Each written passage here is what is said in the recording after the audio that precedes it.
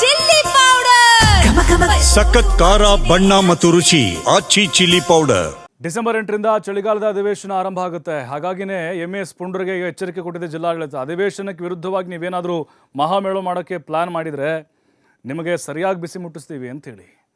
ಯಾಕೆಂದರೆ ಅಷ್ಟು ಸುಲಭವಾಗಿ ಬಗ್ಗಲ್ಲ ಇವರು, ದಪ್ಪ ಚರ್ಮದವರು ಇವರು, ನಾಡದ್ರೋಹಿಗಳು.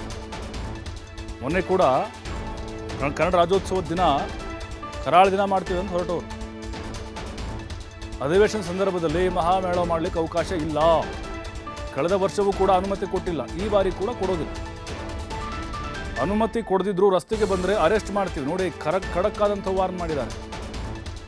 ವಾದ್ಯ ಹೇಳ್ಕೊಂಡು ಹೋಗ್ಬೇಕು ಏನಾದರೂ ಅವತ್ತು ಪುಂಡತನ ಮಾಡಿದರೆ. ಸರ್ಕಾರ, ಇಡೀ ಸರ್ಕಾರ ಅಲ್ಲೇ ಇರುತ್ತೆ, ಮೂಲಾದ ಇಟ್ಕೊಳ್ಬಾರ್ದು. ಅವ್ರದ್ದೇನು ವೋಟ್ ಬ್ಯಾಂಕ್ ಇಲ್ಲ, ಏನಿಲ್ಲ ರೀ MSನವ್ರದ್ದು, ಎಲ್ಲ ಸುಣ್ಣಾಗಿದ್ದಾರೆ. ರೋಷನ್ ಇದಾರಲ್ವ, ಮೊಹಮ್ಮದ್ ರೋಷನ್ DC ಅವರು ಖಡಕ್ಕಾದಂತಹ ಒಂದು ವಾರ್ನನ್ನು ಮಾಡಿದ್ದಾರೆ. ಈ ಹಿಂದೆ ಕೂಡ ಇವರಿಗೆ ಬಿಸಿ ಮುಟ್ಟಿಸಿದ್ರು. ಯಾಕಂದರೆ ಇವರು ಪ್ರತಿ ಬಾರಿ ಇಲ್ಲೇನಾದರೂ ಅಧಿವೇಶನ ನಡೆಯುವ ಸಂದರ್ಭದಲ್ಲಿ ಬೆಳಗಾವಿಯಲ್ಲಿ ಇದೇ ರೀತಿ ಪುಂಡಾಟಿಕೆಯನ್ನು ಮಾಡ್ತಾರೆ. ಏನೋ ಒಂದು ಮಾಡಿ ಸರ್ಕಾರದ ಗಮನ ಸೆಳೆಯೋದು, ಅಥವಾ ಅಲ್ಲೇ ಅದು ಮಹಾರಾಷ್ಟ್ರದ ನಾಯಕರನ್ನ ಮೆಚ್ಚಿಸಬೇಕು, ನಾವೇನೋ ಒಂದು ಮಾಡ್ತಾಯಿದ್ದೀವಿ ಬೆಳಗಾವಿಲಿ, ಅಥವಾ ಬೆಳಗಾವಿ ಮಹಾರಾಷ್ಟ್ರಕ್ಕೆ ಸೇರಿಸಬೇಕು. ಈ ರೀತಿ ಶತಮೂರ್ಖ ಪ್ರಯತ್ನಗಳನ್ನು ಮಾಡ್ತಾನೆ ಬರ್ತಾ ಇದ್ದಾರೆ. ಮಹಾಮೇಳಾವ್ ಮಾಡಲಿಕ್ಕೆ ಯಾವುದೇ ಕಾರಣಕ್ಕೂ ಅವಕಾಶವನ್ನು ಕೊಡೋದಿಲ್ಲ ಅಂತ DC ಅವರು ಖಡಕ್ಕಾಗಿ ಹೇಳಿದ್ದಾರೆ. ಹಾಗೇನಾದರೂ ನೀವು ಬೀದಿಗೆ ಇಳಿದಿದ್ದೆ ಆದರೆ ಅರೆಸ್ಟನ್ನು ಮಾಡ್ತೀವಿ. ಅರೆಸ್ಟ್ ಮಾಡೋದಷ್ಟೇ ಅಲ್ಲ, ಅವ್ರ ವಿರುದ್ಧ ರೌಡಿ ಶೀಟರ್ ಓಪನ್ ಮಾಡಿ ಅಂಥವ್ರನ್ನ ಗಡೀಪಾರು ಮಾಡಿ, ಆವಾಗ ಬುದ್ಧಿ ಬರುತ್ತೆ ಅವ್ರಿಗೆ. ಈಗ ಶುಭಂ ಶೆಳ್ಕೆ ಇದ್ದಾನಲ್ವಾ, ಅವನ ಒಂದು ಪುಂಡಾಟಿಕೆ ಏನಿದೆ, ಮತ್ತು ಅಲ್ಲೇನು ಅವನು ಪಟಾಲಂ ಕರ್ಕೊಂಬರ್ತಾನೆ, ಜೊತೆಗೆ ಅಲ್ಲಿರುವಂಥ ಕೆಲ ನಾಡದ್ರೋಹಿಗಳು ಕೂಡ ಅವ್ರಿಗೆ ಕೈ ಜೋಡಿಸ್ತಾ ಬರ್ತಾ ಇದ್ದಾರೆ. ನಾನು ಲಾಸ್ಟ್ ಟೈಮೇ ಹೇಳಿದ್ದೀನಿ, ನಾವು ಎಲ್ಲ ಕಾನೂನು ರೀತಿಯ ಕ್ರಮವನ್ನು ತಗೊಳ್ತೀವಿ. ಅರೆಸ್ಟ್ ಮಾಡಬೇಕಂದ್ರೆ, ಡಿಟೆನ್ಷನ್ ಮಾಡಬೇಕಂದ್ರೆ ಡಿಟೆನ್ಷನು ಮಾಡ್ತೀವಿ. ನಮಗೆ ಇದರಲ್ಲಿ ಡೌಟೇ ಇಲ್ಲ. ಲಾಸ್ಟ್ ಟೈಮು ಅವ್ರಿಗೆ ಪರ್ಮಿಷನ್ ಡಿನೈನೂ ಮಾಡಿದ್ದೀವಿ. ಮಾಡಿದ ನಂತರನೂ ಅವ್ರು ಏನಾದರೂ ಕಾನೂನು ಬಾಹಿರ ಮಾಡಿ ಅವರು ಬಾಹಿರವಾಗಿ ಏನಾದರೂ ರೋಡ್ಗೆ ಬಂದಿದ್ದಾರೆ ಅಂದರೆ ಅವ್ರನ್ನ ಹಿಂದಿನ ವರ್ಷನೂ ನಾವು ಅರೆಸ್ಟ್ ಮಾಡಿದ್ದೀವಿ, ಮೊನ್ನೆನೂ ನಾವು ಅರೆಸ್ಟ್ ಮಾಡಿದ್ದೀವಿ. ನಮ್ಮ ಪೊಲೀಸ್ ಆಯುಕ್ತರಿರಲಿ, ನಮ್ಮ SP ರವರಿರಲಿ, ಇದರಲ್ಲಿ ಭಾಳ ಕ್ಲಾರಿಟಿ ಇದೆ ನಮಗೆ. ನಾವು ಯಾರನ್ನೂ ಈ ಥರ ಪ್ರತಿಭಟನೆ ಇಲ್ರಿ, ಅವ್ರು ಮಾಡ್ತಾ ಇದ್ದಾರೆ ಅಂದರೆ ಅದು ಕಾನೂನು ಬಾಹಿರ ಚಟುವಟಿಕೆ.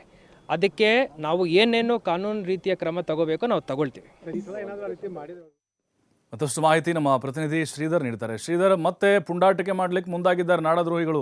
ಈಗ DC ಅವರು ಖಡಕ್ ವಾರ್ನಿಂಗು ಮಾತಿಗಷ್ಟೇ ಸೀಮಿತ ಆಗುತ್ತಾ ಅಥವಾ ಕಾರ್ಯರೂಪಕ್ಕೆ ಬರುತ್ತಾ ಅಂತ? ಯಾಕಂದರೆ ಲಾಸ್ಟ್ ಟೈಮ್ ನೋಡಿದ್ದೀವಿ ನಾವು, ರಾಜ್ಯೋತ್ಸವದಂದು ಏನೋ ಕಿತಾಪತಿ ಮಾಡಿದ್ರು, ಬೀದಿಗೆ ಬಂದಿದ್ರು. ಹಾಗಾಗಿ ಹೈಡ್ರಾಮ್ಗಳು ಸೃಷ್ಟಿ ಆಗ್ಬೋದಾ ಅಥವಾ ಇದನ್ನು ಸೀರಿಯಸ್ ಆಗಿ ತೆಗೆದುಕೊಳ್ಬೋದಾ, ಹೆಂಗೆ?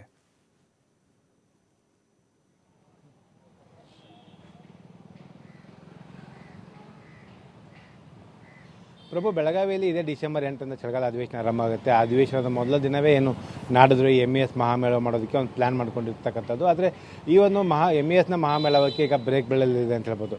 ಯಾಕಂದರೆ ಪ್ರಭು, ಜಿಲ್ಲಾಡಳಿತ ಯಾಕಂದರೆ ಈಗಾಗಲೇ ಒಂದು ಮಹಾಮೇಳವಕ್ಕೆ ಯಾವುದೇ ರೀತಿ ಅನುಮತಿ ಕೊಡೋದಿಲ್ಲ ಅನ್ನೋಂಥ ಮಾತನ್ನು ಸ್ವತಃ ಜಿಲ್ಲಾಧಿಕಾರಿ ಮೊಹಮ್ಮದ್ ರೋಷನ್ ಹೇಳಿದ್ದಾರೆ. ಜೊತೆಗೆ ಒಂದು ವೇಳೆ ಅನುಮತಿ ಇರದಿದ್ದರೂ ರಸ್ತೆಗೆ ಬಂದರೆ ಅವರನ್ನು ಅರೆಸ್ಟ್ ಮಾಡ್ತೀವಿ ಅನ್ನೋಂಥ ಒಂದು ಎಚ್ಚರಿಕೆಯನ್ನು ಕೂಡ ಜಿಲ್ಲಾಡಳಿತ ಕೊಟ್ಟಿದೆ.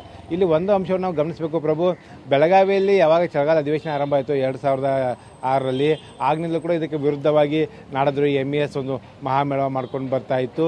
ಯಾವಾಗ ಬೆಳಗಾವಿ ಸುವರ್ಣ ವಿಧಾನಸೌಧ ಕಟ್ಟಿದ್ರು ಆಗಲೂ ಕೂಡ ಇದಕ್ಕೆ ವಿರುದ್ಧವಾಗಿ ಏನು ಮಹಾಮೇಳ ಮಾಡ್ಕೊಂಡು ಬರ್ತಾಯಿದ್ರು. ಆದರೆ ಯಾವಾಗ ರಾಜ್ಯದ ADGP ಆಗಿ ಅಲೋಕ್ ಕುಮಾರ್ ಒಂದು ಅಧಿಕಾರವನ್ನು ವಹಿಸ್ಕೊಳ್ತಾರೆ, ಅದಾದ ಬಳಿಕ ಅವರ ನೇತೃತ್ವದಲ್ಲಿ ನಡೆದಂಥ ಮೊದಲ ಅಧಿವೇಶನದ ಸಂದರ್ಭದಲ್ಲಿ ಈ ಒಂದು ಮಹಾಮೇಳಕ್ಕೆ ಬ್ರೇಕ್ ಹಾಕುವಂಥ ಸಂಪ್ರದಾಯವನ್ನು ADGP ಅಲೋಕ್ ಕುಮಾರ್ ಮಾಡ್ತಾರೆ. ಯಾಕಂದರೆ ಬೆಳಗಾವಿ ಮಾರ್ಕೆಟ್ ಸ್ಟೇಷನ್ ಆಗಿರ್ಬೋದು, ಕಡೆ ಬಜಾರ್ ಆಗಿರ್ಬೋದು, ಟಿಳಾಕೋಡಿ ಆಗಿರ್ಬೋದು ಮತ್ತು ಕ್ಯಾಂಪ್ ಪೊಲೀಸ್ ಸ್ಟೇಷನ್ ಆಗಿರ್ಬೋದು, ಈ 4 ಸ್ಟೇಷನ್ ವ್ಯಾಪ್ತಿಯಲ್ಲಿ ನಿಷೇಧಾಜ್ಞೆ ಜಾರಿ ಮಾಡಲಾಗುತ್ತೆ. ಹಾಗಾಗಿ ಅವರನ್ನು ಬೆಳಗಾವಿಯಲ್ಲಿ ಯಾವುದೇ ಕಾರಣಕ್ಕೂ ಮಹಾಮೇಳವ ಸಂಘಟನೆ ಮಾಡದಂತೆ ಒಂದು ನಿಷೇಧ ಇರುವಂಥ ಕೆಲಸ ಮಾಡಲಾಗುತ್ತೆ.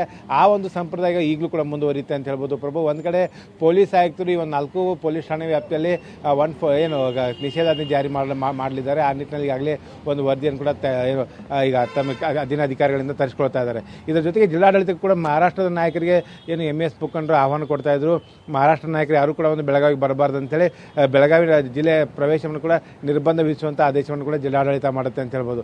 ಈ ಮೂಲಕ ಜಿಲ್ಲಾಡಳಿತ ಮತ್ತು ಪೊಲೀಸ್ ಇಲಾಖೆ ಈ ಒಂದು ನಿಷೇಧಾಜ್ಞೆ ಜಾರಿ ಮಾಡುವ ಮೂಲಕ MESನ ಮಹಾಮೇಳಕ್ಕೆ ಬ್ರೇಕ್ ಹಾಕುವಂಥ ಕೆಲಸವನ್ನು ಮಾಡ್ತಾರೆ ಅಂತ ಹೇಳ್ಬೋದು. ಅದ್ರ ಜೊತೆಗೆ ಏನಂದರೆ ಯಾವುದೇ ಕಾರಣಕ್ಕೂ, ಯಾಕಂದರೆ ಇಡೀ ಸರ್ಕಾರ ಬೆಳಗಾವಿಯಲ್ಲಿ ಇರುತ್ತೆ, ರಾಜ್ಯ ಸರ್ಕಾರದ ವಿರುದ್ಧ ಗಡಿ ವಿವಾದ ಮುಂದಿಟ್ಟುಕೊಂಡು ಕನ್ನಡಿಗರ ವಿರುದ್ಧ ತಮ್ಮ ಏನು ಭಾಷಾ ಹುನ್ನಾರ ಮುಂದುವರಿಸೋದಕ್ಕೆ ಮುಂದಾದಂಥ MES ಪುಂಡರಿಗೆ ಒಂದು ಬಿಸಿ ಮುಟ್ಟಿಸುವಂಥ ಕೆಲಸವನ್ನು ಈ ಬಾರಿ ಸರ್ಕಾರ ಜಿಲ್ಲಾಡಳಿತದ ಮೂಲಕ ಮಾಡಲಿದೆ ಅಂತಲೇ ಹೇಳ್ಬೋದು. ಪ್ರಭು, ಥ್ಯಾಂಕ್ ಯು ಶ್ರೀಧರ್ ಮಾಹಿತಿಗಾಗಿ.